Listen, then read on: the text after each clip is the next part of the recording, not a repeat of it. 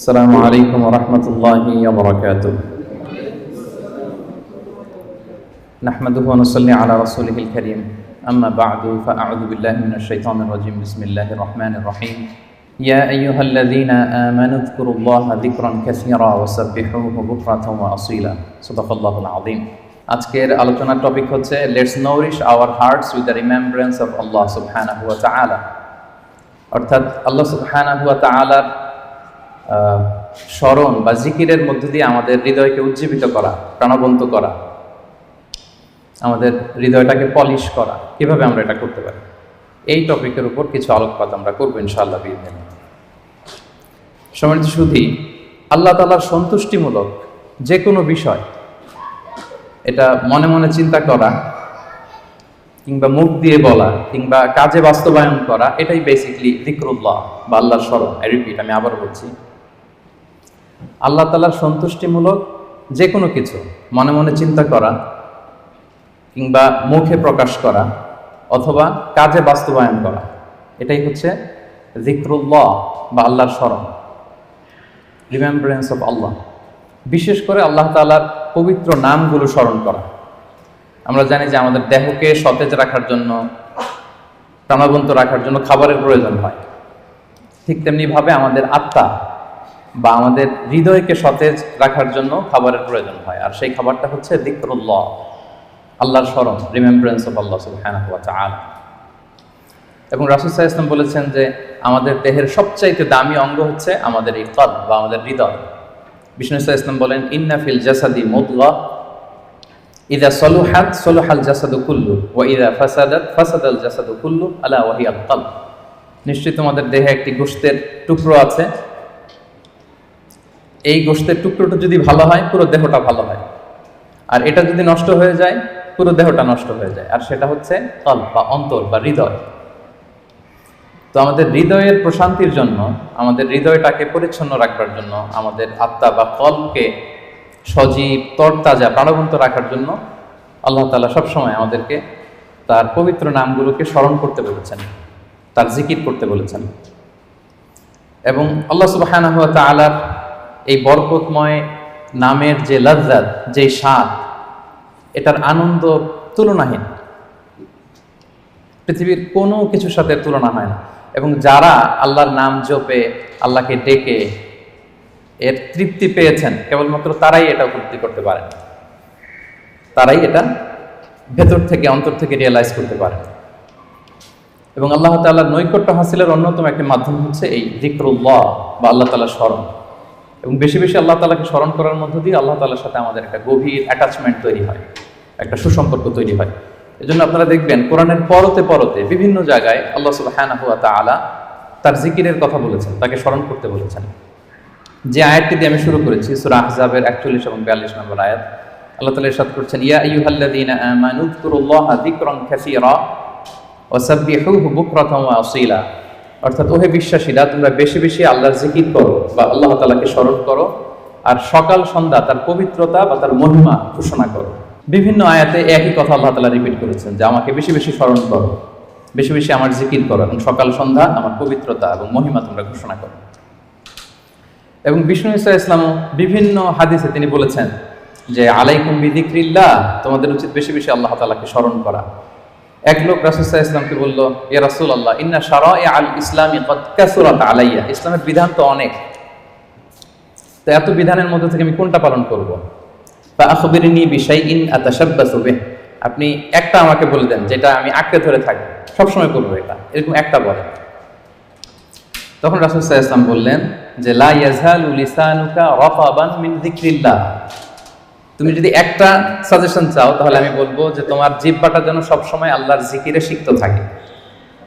সবসময় তোমার জিহ্বাকে, তোমার লিসানকে, তোমার জবানকে আল্লাহর জিকির দিয়ে তুমি সিক্ত রাখো। Always keep you tongue moist with the remembrance of Allah সুবহানাহু ওয়া তাআলা, আল্লাহর জিকিরে, আল্লাহর স্মরণে তোমার জিহ্বাটাকে সিক্ত রাখো। তো তার মানে কোরআনের এই আয়াত এবং রাসূল সাল্লাল্লাহু আলাইহি ওয়াসাল্লামের মুখনিসৃত এই হাদিস থেকে আমরা বুঝতে পারলাম যে আমাদের সবসময় আল্লাহ তাআলাকে খুব বেশি বেশি স্মরণ করা উচিত।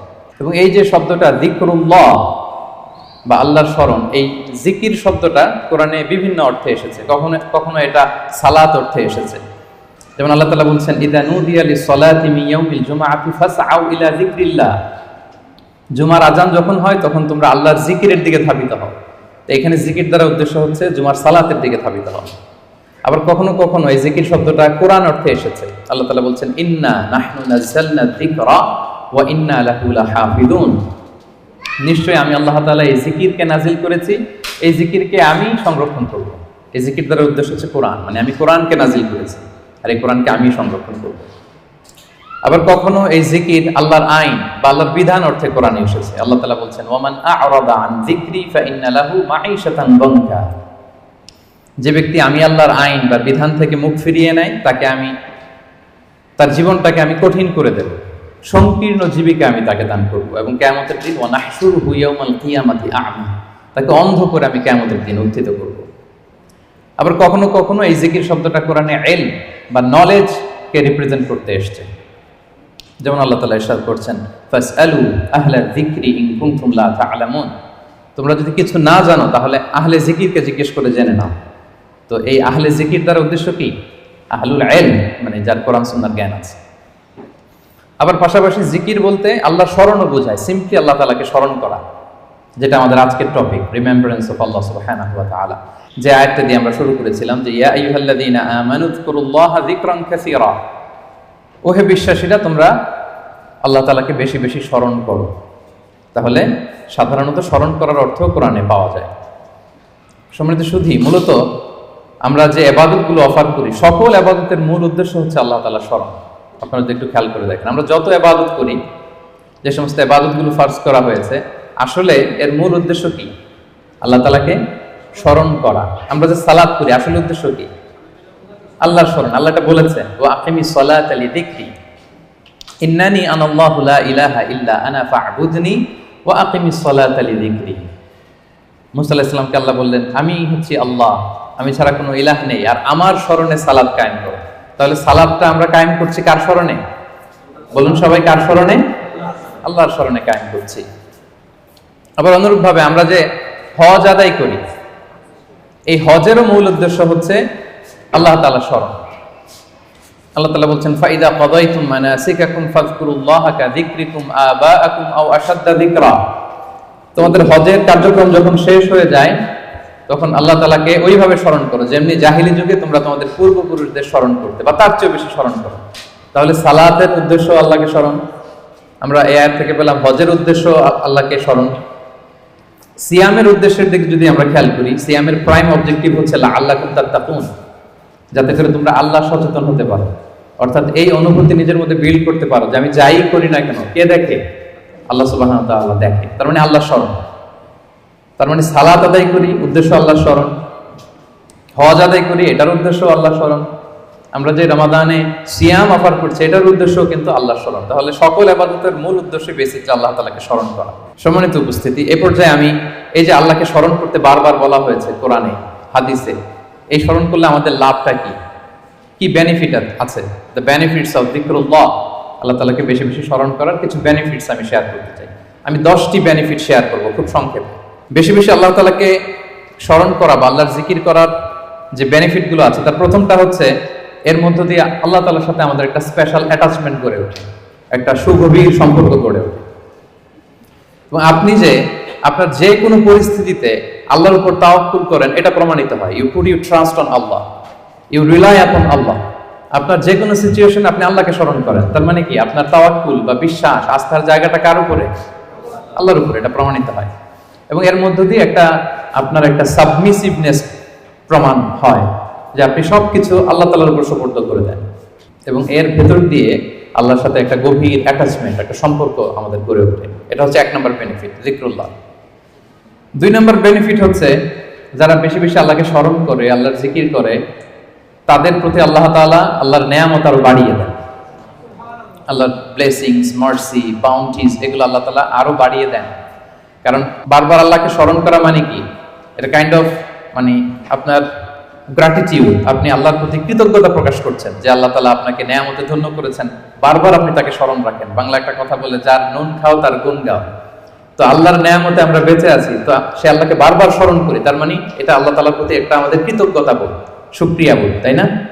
এবং আল্লাহ বলেছেন লা ইন শাকারতুম লা আযীদান্নাকুম, যদি বেশি বেশি কৃতজ্ঞ হও, শুকরগুজার হও, শুকরিয়া আদায় করো, আমি নিয়ামত আরো বাড়িয়ে দেব। তাহলে 2 নাম্বার যেটা আমরা পেলাম, আল্লাহ তাআলার নিয়ামতের বাড়িধারা এটা আমাদের উপর আরো বাড়তে থাকবে, কন্টিনিউ হতে থাকবে। 3 নাম্বার হচ্ছে it protects you from the temptation of শয়তান এন্ড ইভিল আইস। শয়তানের টেম্পটেশন থেকে এই জিকরুল্লাহ আপনাকে রক্ষা করবে। আমরা হাদিসে পড়েছি যে শয়তান ইয়াজরি মাজরাদ দাম, শয়তানকে আল্লাহ এত পাওয়ার দিয়েছেন, রক্ত চলাচলের ওখানে শয়তান ঢুকেও আপনাকে প্রভোগ করতে পারে, টেম্পটেশন দেয়। সহিহ বুখারীতে এসেছে একটা তা'লিক হাদিস, বিষ্ণুই বলেন আশ-শাইতানু জাসিমুন আলা কলবি ইবনে আদম, শয়তান বনি আদমের কলবে, অন্তরে খামচি মেরে বসে থাকে। ফাইদা যাকারাল্লাহ খানাসা, যখন বনি আদম আল্লাহর জিকির করে, আল্লাহকে স্মরণ করে, খানাসা শয়তান দৌড়ে পালায়। ওয়া ইদা গাফালা ওয়াসওয়াসা, আর যখনই আবার সে অন্যমনস্ক হয়, গাফিল হয়, শয়তান আবার এসে তাকে ধোঁকা দিতে থাকে। তাহলে সবসময় যদি আল্লাহর স্মরণের মধ্যে আমরা থাকি, শয়তানের টেম্পটেশন থেকে আমরা মুক্ত থাকবো। এবং এটা কেমন যেন it works like a fortress, আপনি একটা দুর্গের ভেতরে ঢুকে ওই দুর্গকে তালাবদ্ধ করে দিয়েছেন, ইউ আর প্রোটেক্টেড। হ্যাঁ, একটা শিল্ডের পেছনে আপনি আছেন, শয়তানের টেম্পটেশন আপনাকে ছুঁতে পারবে না, শয়তানের হাতছানি আপনাকে ছুঁতে পারবে না, আপনি প্রোটেক্টেড। তো সবসময় যদি আল্লাহ তাআলার জিকিরে, আল্লাহর স্মরণে থাকা যায়, তাহলে স্পেশাল প্রোটেকশন আল্লাহ তাআলার পক্ষ থেকে আমরা পাই। এটা হচ্ছে 3 নাম্বার বেনিফিট। 4 নাম্বার বেনিফিট হচ্ছে এই যিকরুল্লাহ বা আল্লাহ তাআলার স্মরণগুলো আপনার মিজানের পাল্লায় সেদিন অনেক উঁচু পাহাড় হয়ে দাঁড়াবে, মিজানের পাল্লাকে ভারী করবে। এর সপক্ষে ভুরি ভুরি হাদিস আছে, এতগুলো এখানে উল্লেখ করা সম্ভব না, একটা শুধু বলি। বিষ্ণু সাল্লাল্লাহু আলাইহি ওয়াসাল্লাম বলেন ওয়া সুবহানাল্লাহি ওয়াল হামদুলিল্লাহি তামলাআনি মা বাইনাস সামাই ওয়াল আরদ। আপনি যদি একবার সুবহানাল্লাহ পড়েন বা আলহামদুলিল্লাহ পড়েন, তাহলে আকাশ জমিনের মাঝখানে যত ফাঁকা জায়গা আছে, পুরো জায়গাটাকে আল্লাহ তাআলা সওয়াব দিয়ে পরিপূর্ণ করে আপনার আমলনামায় উঠিয়ে দিবেন। সুবহানাল্লাহ বিহামদিহি। তাহলে প্রত্যেকটা তাসবিহ উচ্চারণের মধ্য দিয়ে আমার আমলনামা বাড়তেছে, তাই না? আমার মিজানের পাল্লা সেটা ভারী হবে। ফামান সাকুলাত মাওয়াজিনুহু ফাহুয়া ফি আইশাতির রাদিয়া, আর সেদিন যার মিজানের পাল্লা ভারী হবে, সে আনন্দে থাকবে, সুখে থাকবে, স্বচ্ছন্দ থাকবে, শেষ হাসিটা সেই হাসবে। সো এই জিকিরটাকে, এটা আমাদের এডিকশনে রূপান্তর করা উচিত। বি এডিক্টেড উইথ দ্য যিকরুল্লাহ। সবসময় আপনি পড়ুন লা ইলাহা ইল্লাল্লাহ, সুবহানাল্লাহ। ট্রাফিক জ্যামে আটকে আছেন, পড়ুন আস্তাগফিরুল্লাহ। ড্রাইভিং করছেন, পড়ুন আস্তাগফিরুল্লাহ। মিটিং এ আছেন, ফাঁকে পড়ুন আস্তাগফিরুল্লাহ। অবসর সময় কাটাচ্ছেন, পড়ুন লা হাওলা ওয়ালা কুওয়াতা ইল্লা বিল্লাহ, হাসবুনাল্লাহ। আপনি পড়ুন, আপনি প্রোটেক্টেড থাকবেন এবং প্রতিটি শব্দ উচ্চারণের মধ্য দিয়ে আপনার আমলনামা ভারী হতে থাকবে। আচ্ছা, 5 নাম্বার বেনিফিট হচ্ছে আল্লাহ সুবহানাহু ওয়া তাআলা যারা সব সময় আল্লাহকে স্মরণ করে, তাদের জন্য ক্ষমা এবং সুবিশাল প্রতিদানের ঘোষণা দিয়েছেন। সূরা আহজাবের 35 নম্বর আয়াতে আল্লাহ তাআলা 10 শ্রেণীর ব্যক্তির ঘোষণা, 10 শ্রেণীর ব্যক্তির নাম উল্লেখ করে তিনি বলেছেন আ'আদাল্লাহু লাহুম মাগফিরাতাও ওয়া আজরান আযীমা।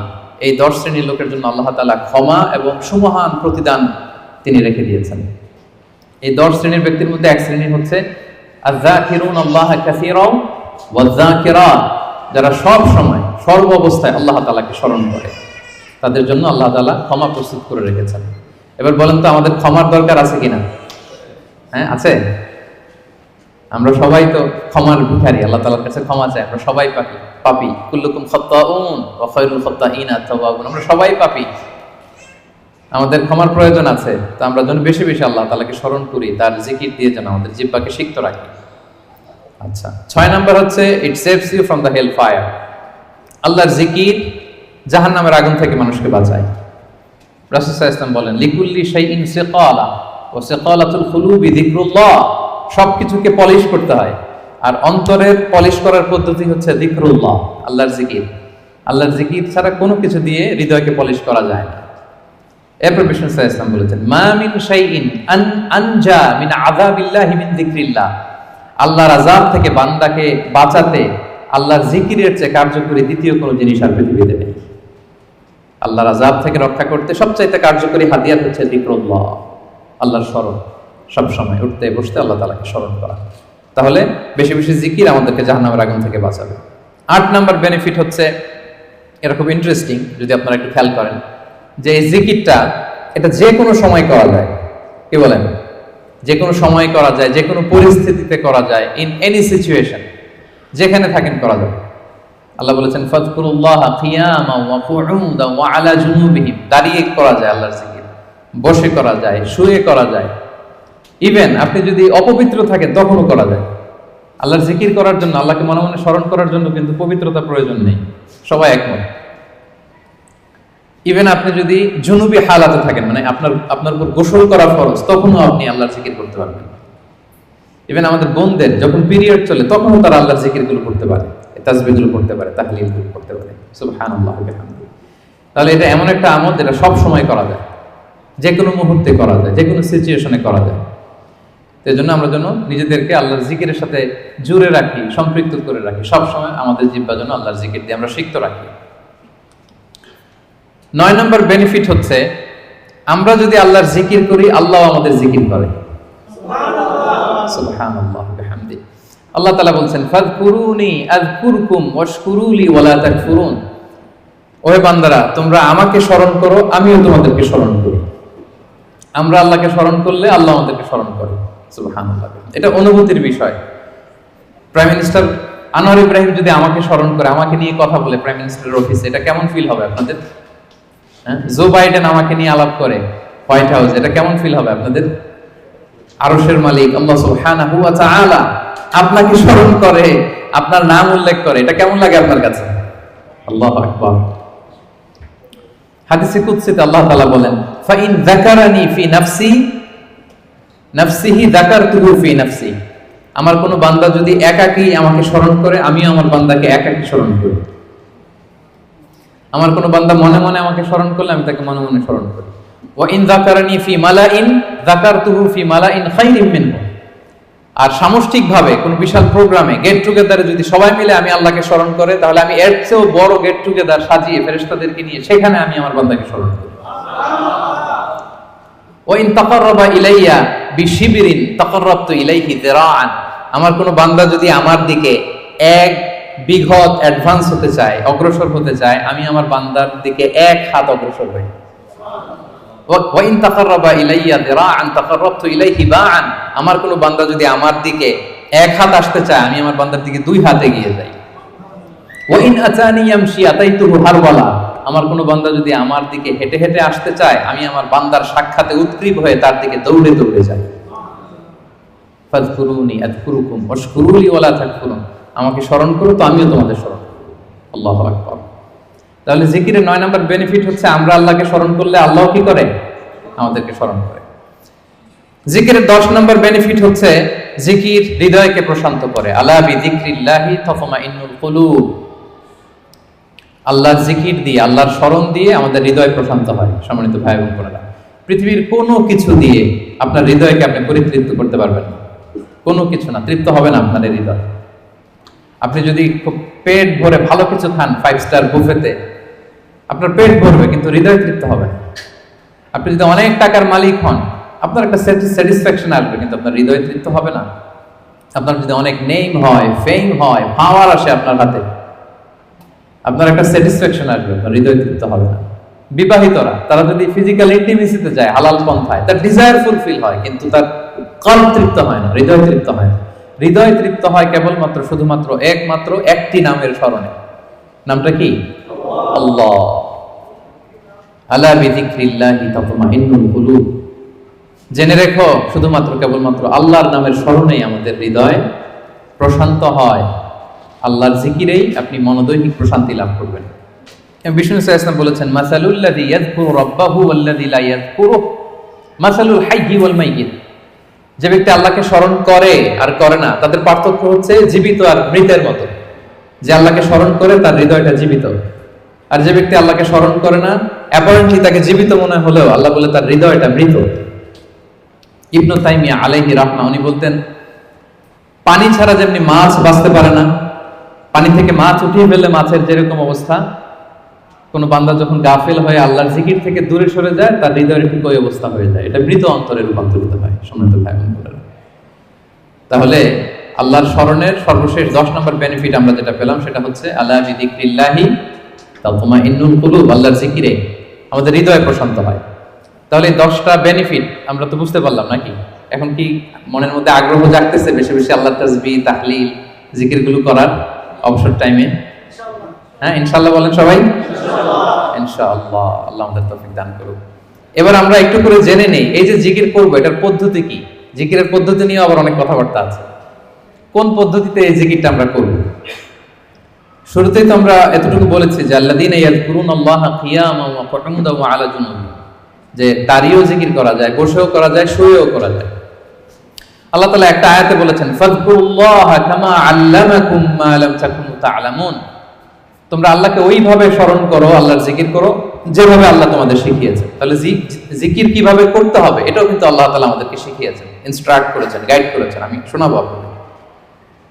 আল্লাহ যেভাবে শিখিয়েছেন ফাযকুরুল্লাহা কামা আল্লামাকুম, আল্লাহ যেভাবে শিখিয়েছেন ওইভাবে করো জিকির। কিভাবে শিখিয়েছেন আল্লাহ? সূরাতুল আ'রাফের 205 নম্বর আয়াতে আল্লাহ তাআলা খুব এক্সপ্লিসিটলি তিনি জানিয়েছেন কিভাবে আল্লাহর জিকির করতে হবে। আল্লাহ তাআলা বলছেন ওয়াযকুর রাব্বাকা ফি নাফসিকা তাদাররুআন ওয়া খীফাতান ওয়া দুনাল জাহরি বিল কওলি বিল গুদুবি ওয়াল আসাল ওয়া লা তাকুন মিনাল গাফিলিন। সম্মানিত সুধী, খেয়াল করে শুনুন কিভাবে আল্লাহর জিকির করতে হবে। দেখেন আল্লাহ তাআলা কয়েকটা নির্দেশনা আমাদেরকে দিয়েছেন। নাম্বার 1, ওয়াযকুর রাব্বাকা, তোমার রবের জিকির করো। তার মানে জিকিরের মধ্যে কার নাম থাকতে হবে? কোন জিকিরে যদি আল্লাহর নাম না থাকে ওটা আল্লাহর জিকির হবে? বলেন। আপনি বাংলাদেশে অনেক জিকির দেখবেন যে এমন কিম্ভূত কিমাকার অদ্ভুত আওয়াজে জিকির করে যেখানে আল্লাহ তাআলার পবিত্র নাম খুঁজে পাওয়া যায়। এরকম জিকির আছে না? এটা কি কোরআন অনুযায়ী জিকির হলো? হয়। আল্লাহর নাম থাকতে হবে, 1 নম্বর শর্ত। এরপর আল্লাহ বললেন ফি নাফসিকা, জিকির করতে হবে মনে মনে। এভাবে মনে মনে জিকির করতে হবে, মনে মনে আল্লাহ তাআলাকে স্মরণ করা। এটা রেকমেন্ডেড, এটা বেশি ভালো। যদি আপনি আওয়াজ করে করতে পারবেন এটা জায়েজ আছে।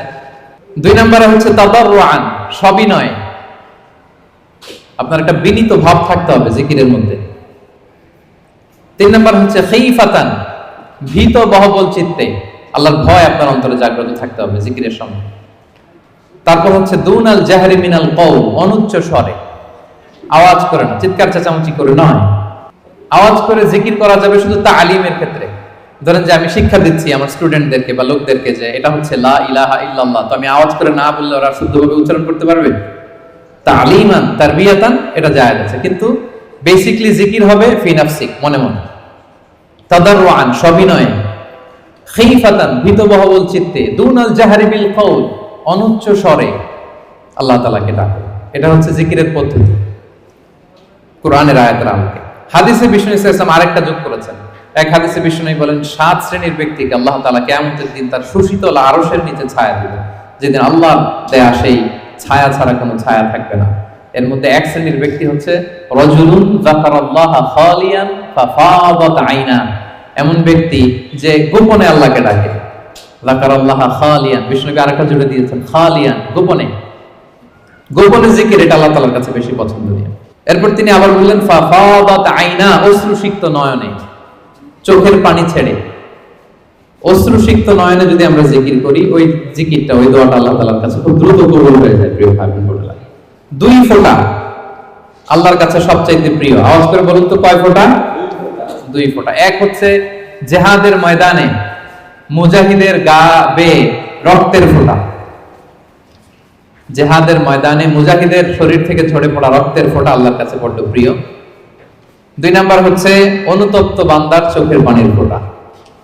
একজন বান্দা তার কৃতকর্মের জন্য অনুতপ্ত হয়ে যখন কাঁদে, অশ্রু বিসর্জন দেয়, তার চোখের পানি তার চোখ বেয়ে, তার নাক বেয়ে জমিনে ড্রপ করার আগেই আল্লাহ এই বান্দাকে মাফ করে দেয়। তাহলে মুজাহিদের রক্তের ফোঁটা আর অনুতপ্ত বান্দার চোখের পানির ফোঁটা আমার কাছে খুব প্রিয়। বিশ্বনবী তাই বললেন রাজুলুন যাকারাল্লাহা খালিয়ান ফাফাদাত আইনা, এমন ব্যক্তি যে গোপনে আল্লাহকে স্মরণ করে আর অশ্রুসিক্ত নয়নে। তাহলে জিকির কিভাবে করব? মোটামুটি একটা পিকচারাইজেশন হয়েছে না? হ্যাঁ, ওয়াযকুর রাব্বাকা ফি নাফসিকা, মনে মনে জিকির করুন। তাদাররুআন, সবিনয়ে। খীফাতান, ভীত বহবল চিত্তে। দুনাল জাহরি বিল কওল, অনুচ্চ স্বরে। আর হাদিসে এসেছে খালিয়ান, গোপনে। ফাফাদাত আইনা, অশ্রুসিক্ত নয়ন। এভাবে যদি আমরা আল্লাহ তাআলাকে স্মরণ করি, এভাবে যদি আমরা কায়মনোবাক্যে বাক্যে আল্লাহকে ডাকি, এভাবে যদি আল্লাহ তাআলার কাছে চাই, আল্লাহ তাআলা এই দৃশ্যটা দেখতে করতে পছন্দ করেন। তাহলে জিকিরের পদ্ধতি সবার কাছে ক্লিয়ার? এর বাইরে যে লম্ফ-জম্ফ দিয়ে অদ্ভুত কিম্ভূতকিমাকার আওয়াজ করে জিকির করলে এটা হবে?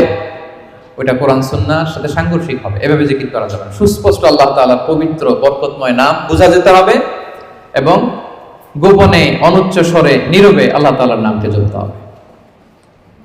এবার দ্য কোশ্চেন রাইজেস, কোন জিকিরটা করব? জিকির তো অনেক, কি বলেন? আমরা একটু জেনে নিই যে সবচাইতে শ্রেষ্ঠ জিকির কোনটা। কেউ কি জানেন সবচেয়ে শ্রেষ্ঠ জিকির কোনটা? হ্যাঁ, সুবহানাল্লাহি বিহামদি। আর একটু বলেন, আওয়াজ করে, সাহস করে বলেন। লা ইলাহা ইল্লাল্লাহ, এই তো চলে আসছে। এটা সবচাইতে শ্রেষ্ঠ জিকির। সহিহ মুসলিমের বর্ণনা, বিষ্ণু সাল্লাল্লাহু আলাইহি ওয়াসাল্লাম বলেন, আফদালু যিকরি লা ইলাহা ইল্লাল্লাহ। সবচাইতে শ্রেষ্ঠ জিকির হচ্ছে লা ইলাহা ইল্লাল্লাহ। আপনার কাছে মনে হয় এটা তো সিম্পল, এটা তো সবাই জানে, এটা তো সবাই পড়ে না? আল্লাহ তাআলার কাছে এটা অনেক দামি, সবচাইতে শ্রেষ্ঠ জিকির। এটা একটা বিপ্লবী বাণী, এটা একটা সুমহান বাণী। এটাকে বলা হয় কালিমাতুত তাওহীদ, একত্ববাদের ঘোষণা আছে। লা ইলাহা ইল্লাল্লাহ, আল্লাহ ছাড়া কোনো ইলাহ নেই, কোনো উপাস্য নেই, কোনো বিধানদাতা নেই, কোনো আইনদাতা নেই। এটা সুমহান বাণী, এটা যাচ্ছে তাই ছোটখাটো কোনো বাণী নয়। লা ইলাহা ইল্লাল্লাহ আফদালু যিকরি লা ইলাহা ইল্লাল্লাহ। অবসর পেলেই, সময় পেলেই পড়বেন লা ইলাহা ইল্লাল্লাহ, লা ইলাহা ইল্লাল্লাহ, লা ইলাহা ইল্লাল্লাহ। এটা কালিমাতুত তাওহীদ, আল্লাহ তাআলার সুমহান বাণী। এটা যে আমাদের কাছে খুব স্বাভাবিক জিকির মনে হয়, এটা এই ব্যাপারটা আবার অস্বাভাবিক না, এটা অস্বাভাবিক। কারণ মুসা আলাইহিস সালামের কাছে এমন মনে হয়েছিল। মুসা আলাইহিস সালাম সরাসরি আল্লাহর সাথে কথা বলতেন। মুস্তাদরাকে হাকিমে একটা হাদিস এসেছে, মুসা আলাইহিস সালাম আল্লাহকে বললেন, ইয়া রব্বি আল্লিমনি শাইআন আযকুরুকা বিহি ওয়া আদউকা বিহি। মুসা আলাইহিস সালাম আল্লাহকে বললেন, আল্লাহ আপনি আমাকে এমন একটা জিকির শিক্ষা দেন যে জিকিরটা দিয়ে আমি আপনাকে ডাকবো, আপনার কাছে চাইবো, এবং এটা আর কেউ জানবে না, আপনি আর আমি। তো আল্লাহ বললেন, ইয়া মুসা কুল লা ইলাহা ইল্লাল্লাহ। হে মুসা তুমি পড়ো লা ইলাহা ইল্লাল্লাহ। মুসা আলাইহিস সালাম বললেন, ইয়া রাব্বি কুল্লু ইবাদিকা ইয়াকুলু হাদা। হে আল্লাহ আপনার সব বান্দাই তো এটাই পড়ে, লা ইলাহা ইল্লাল্লাহ তো সবাই জপে, সবাই পড়ে। আমি তো স্পেশাল কিছু চেয়েছিলাম, ইন্নামা উরিদু শাইআন তাফুসুনি বি। আমি এমন কিছু চেয়েছি যেটা স্পেশাল, এটা এই নামে আমি ডাকবো আর আপনি জানবেন, আর কেউ জানবে না। স্পেশাল একটা জিকির আমাকে শিক্ষা দেন। তখন আল্লাহ তাআলা বললেন, ইয়া মুসা লাউ তাদাউ লা ইলাহা ইল্লাল্লাহ ফি কাফফা। মুসা তুমি যদি লা ইলাহা ইল্লাল্লাহকে মিজানের এক পাল্লায় রাখো, ওয়া তাদাউস সামাওয়াতুস সাবউ ওয়াল আরাদিন ফি কাফফা, আর সাত আকাশ আর সাত জমিন যদি আরেক পাল্লায় রাখো, লা রাজাহাত কাফফাতু লা ইলাহা ইল্লাল্লাহ। মুসা মুহূর্তেই লা ইলাহার পাল্লাটা ভারী হয়ে যাবে। সুবহানাল্লাহ। এটা যেন তেন কোনো কালিমা নয়, এটা বিপ্লবী বাণী, এটা সুমহান বাণী। এখানে ওয়াননেস অফ গড, আমি যে এক, একক, অদ্বিতীয়, অতুলনীয়, ইউনিক, এটার ঘোষণা দেওয়া হয় লা ইলাহা ইল্লাল্লাহ। আল্লাহ ছাড়া কোনো ইলাহ নেই, আল্লাহ ছাড়া কোনো উপাস্য নেই। এটা সাধারণ কোনো বাণী নয়। তাহলে মুসা আলাইহিস সালামের মনেও প্রশ্ন জেগেছিল এটা, যে আল্লাহ স্পেশাল দোয়া শিখান। আল্লাহ বললেন লা ইলাহা ইল্লাল্লাহ, উনি বললেন সবাই তো এটা পড়ে। তখন আল্লাহ বললেন এটা এত দামি, মিজানের এক পাল্লায় লা ইলাহা রাখলে, আরেক পাল্লায় সাত আকাশ সাত জমিন রাখলে লা ইলাহার পাল্লা ভারী হয়ে যাবে। তাহলে আমরা লা ইলাহা ইল্লাল্লাহ এটার জিকির বেশি বেশি করব, কি বলেন? আসুন আমরা কয়েকবার পড়ি লা ইলাহা ইল্লাল্লাহ, লা ইলাহা ইল্লাল্লাহ, লা ইলাহা ইল্লাল্লাহ। আরেকটা হাদিসে এসেছে, রাসূল সাল্লাল্লাহু আলাইহি ওয়াসাল্লাম বলেন, আহাব্বুল কালামি ইলাল্লাহি আরবা। আল্লাহর কাছে সবচেয়ে প্রিয় কথা চারটি। বলুন তো কয়টি? চারটি। আল্লাহর কাছে সবচেয়ে প্রিয় কথা চারটি। এক হচ্ছে সুবহানাল্লাহ, দুই হচ্ছে আলহামদুলিল্লাহ, তিন হচ্ছে লা ইলাহা ইল্লাল্লাহ, চার হচ্ছে আল্লাহু আকবার। সুবহানাল্লাহ, আলহামদুলিল্লাহ, লা ইলাহা ইল্লাল্লাহ, আল্লাহু আকবার। এই চারটা কথা আল্লাহর কাছে সবচাইতে প্রিয়। কোনো সিকোয়েন্স রাখা লাগবে না, যেভাবে মন চায়। রাসূল সাল্লাল্লাহু আলাইহি ওয়াসাল্লাম বলেন, লা ইয়াদুরুকা বিআইয়িহিন্না বাদাতা। যেটা দিয়ে তুমি আগে শুরু করবে অসুবিধা নেই। আগে পড়তে পারেন লা ইলাহা ইল্লাল্লাহ, আগে পড়ুন সুবহানাল্লাহ, আগে পড়ুন আল্লাহু আকবার, আগে পড়ুন আলহামদুলিল্লাহ, কোনো সমস্যা নেই। তাহলে আল্লাহর কাছে সবচাইতে প্রিয় কথা কয়টি?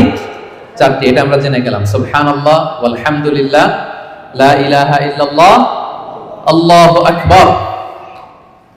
আচ্ছা, সহিহ বুখারীর সর্বশেষ হাদিসটা শোনাই।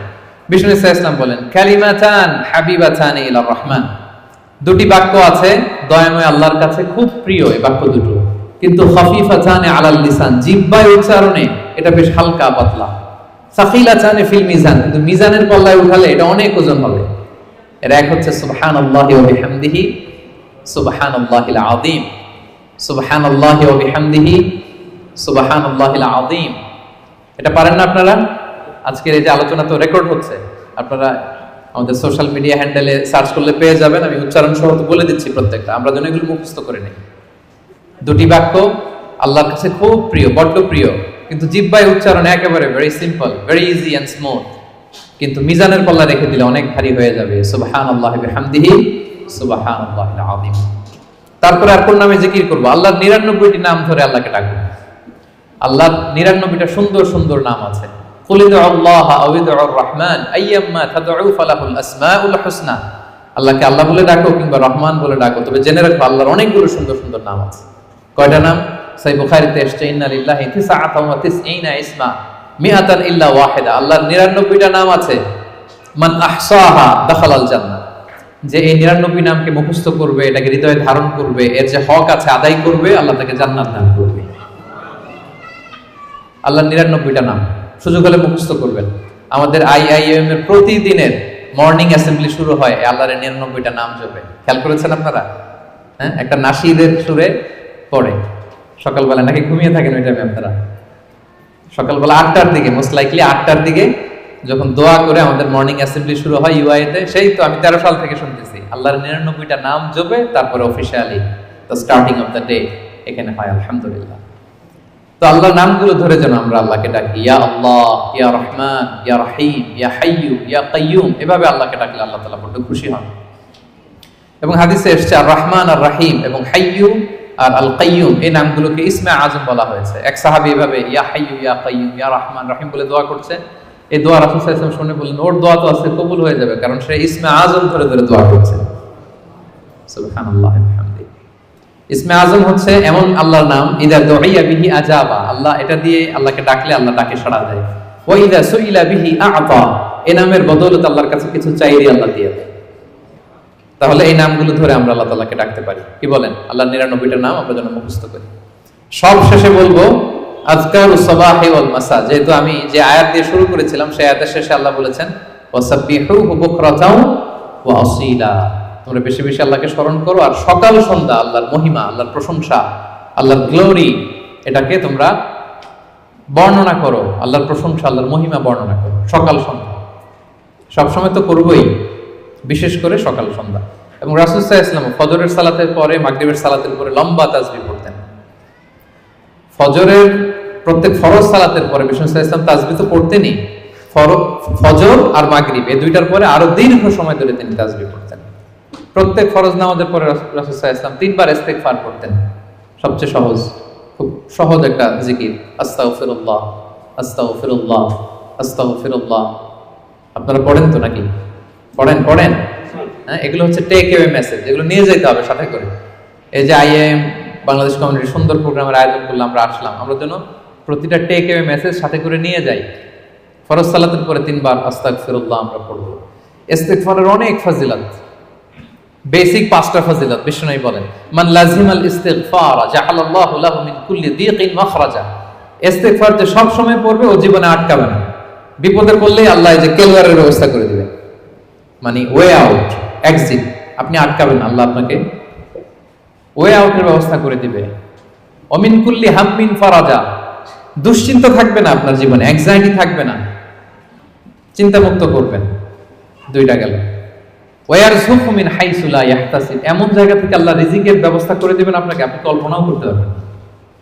4 নাম্বার, আল্লাহর পক্ষ থেকে বড় আযাব গজব কখন আপনাকে স্পর্শ করবে না। ওমা কানাল্লাহু মুআযিবাহুম ওয়া হুম ইস্তাগফিরুন, আমার বান্দারা যতক্ষণ ইস্তিগফার করে কোনো আযাব তাকে স্পর্শ করবে না। 5 নাম্বার, যে সব সময় ইস্তিগফার, উঠতে বসতে সব কাজে ইস্তিগফার পড়তে পড়তে এক পর্যায়ে এই ব্যক্তি মুস্তাজাবুদ দাওয়াতে উন্নীত হয়ে যায়।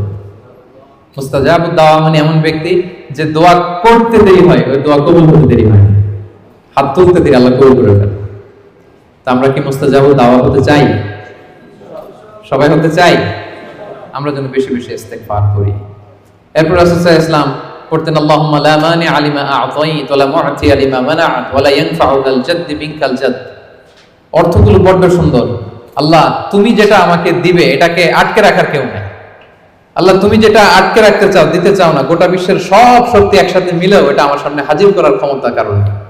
আল্লাহ তোমার সামনে তোমার আনুগত্য ছাড়া অন্য কিছুর কোনো দাম হয় না। এগুলো রাসূল সাল্লাল্লাহু আলাইহি ওয়াসাল্লাম পড়তেন, সকালবেলা পড়তেন আল্লাহুম্মা বিকা আসবাহনা ওয়া বিকা আমসাইনা ওয়া বিকা নাহইয়া ওয়া বিকা নামুতু ওয়া ইলাইকান নুশুর। আবার সন্ধ্যাবেলা পড়তেন আল্লাহুম্মা বিকা আমসাইনা ওয়া বিকা আসবাহনা ওয়া বিকা নাহইয়া ওয়া বিকা নামুতু ওয়া ইলাইকান নুশুর। এই দোয়াগুলো রাসূল সাল্লাল্লাহু আলাইহি ওয়াসাল্লাম পড়তেন। আল্লাহুম্মা আনতাস সালাম ওয়া মিনকাস সালাম তাবারাকতা ইয়া যাল জালালি ওয়াল ইকরাম, এটা পড়তেন। ফজরের সালাতের পর একটা বিশেষ দোয়া পড়তেন আল্লাহুম্মা ইন্নী আসআলুকা ইলমান নাফিআ ওয়া রিজকান তাইয়্যিবা ওয়া আমালান মুতাকাব্বালা। আল্লাহ, আপনার কাছে আমি উপকারী জ্ঞান চাই। আল্লাহ, আপনার কাছে আমি পবিত্র রিজিক চাই। আল্লাহ, আপনার কাছে আমি কবুলযোগ্য আমল চাই। এই দোয়াগুলো রাসূল সাল্লাল্লাহু আলাইহি ওয়াসাল্লাম পড়তেন। প্রত্যেক ফরজ সালাতের পরে 33 বার সুবহানাল্লাহ, 33 বার আলহামদুলিল্লাহ, 33 বার আল্লাহু আকবার, সবশেষে মিলাতেন এই বলে লা ইলাহা ইল্লাল্লাহ ওয়াহদাহু লা শারীকা লাহু লাহুল মুলকু ওয়া লাহুল হামদু ওয়া হুয়া আলা কুল্লি শাইইন কাদির। এই দোয়াটা লা ইলাহা ইল্লাল্লাহ ওয়াহদাহু লা শারীকা লাহু, বিষ্ণু বলেন এটা আরাফার দিনের শ্রেষ্ঠ দোয়া। এই দোয়া আমি আমার আগের সব নবীরা পড়েছে। এই দোয়াটা যেন আমরা বেশি বেশি পড়ি। কত দোয়া যে বিষ্ণু সাল্লাল্লাহু আলাইহি ওয়াসাল্লাম করেছেন, প্রতিটা মুহূর্তে আল্লাহ তাআলার জিকির দিয়ে বিষ্ণু সাল্লাল্লাহু আলাইহি ওয়াসাল্লাম তার জিহ্বাকে সিক্ত রাখতেন। আমরা তো ঘুমের সময় পড়ি আল্লাহুম্মা বিসমিকা আমুতু ওয়া আহইয়া। বিষ্ণু নবী চমৎকার একটা দোয়া পড়তেন আল্লাহুম্মা ইন্নী আসলামতু ওয়াজহি ইলাইক ওয়া ফাওয়াদতু আমরি ইলাইক ওয়া আলজাতু যাহরি ইলাইক রাগবাতান ওয়া রাহবাতান ইলাইক লা মালজা ওয়া লা মানজা ইল্লা ইলাইক আল্লাহুম্মা আমানতু বিকিতাবিকাল্লাযী আনসালতা ওয়া নাবিয়্যিকাল্লাযী আরসালতা। হে আল্লাহ, আমি আমার নিজেকে তোমার কাছে পরিপূর্ণ সাবমিশন করে দিলাম। ঘুমোতে গেলে আমাদের পিঠ বিছানায় লাগে না, আল্লাহ আমার বিছানাকে তোমার কাছে আমি আশ্রয় রাখলাম। আল্লাহ, আমার নিজেকে আমি তোমার কাছে সুপর্দ করে দিলাম। কি সাবমিসিভনেস, কত চমৎকার ভাবে নিজেকে আল্লাহ তাআলার কাছে সঁপে দিতেন। আমরা পানি খাই, পানি খাওয়ার পরে বিষ্ণু নবী এত চমৎকার একটা দোয়া পড়তেন। তিনি পড়তেন আলহামদুলিল্লাহিল্লাযী জাআলা হাযাল মাআ আযবান ফুরাতান বিরাহমাতিহি ওয়া লাম ইয়াজআলহু মিলহান উজাজান লিযুনুবিনা। প্রশংসা সে আল্লাহ, যে আল্লাহ দয়া করে এই পানিটাকে সুইট ওয়াটার মানে সুমিষ্ট পানি বানিয়েছেন। আমরা যে পাপী, আমাদের পাপের কারণে এই পানিটাকে তিনি লবণাক্ত বানিয়ে দেন। চিন্তা করেন তো, এই যে মিনারেল ওয়াটারের বোতল খুলে তো ঘট ঘট করে ইফতারি করে ফেলি। পানি যদি মিষ্টি না হয়, লোনা পানি হতো, লবণাক্ত হতো, কি হতো আমাদের? আমরা কি কল্পনা করি?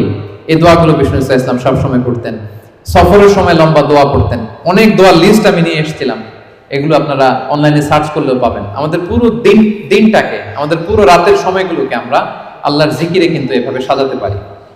বিষ্ণু সাল্লাল্লাহু আলাইহি ওয়াসাল্লামের নির্দেশনা অনুযায়ী যেন আমরা আমাদের জিহ্বাটাকে আল্লাহর এই চমৎকার নামের জিকির দিয়ে যেন সিক্ত রাখি।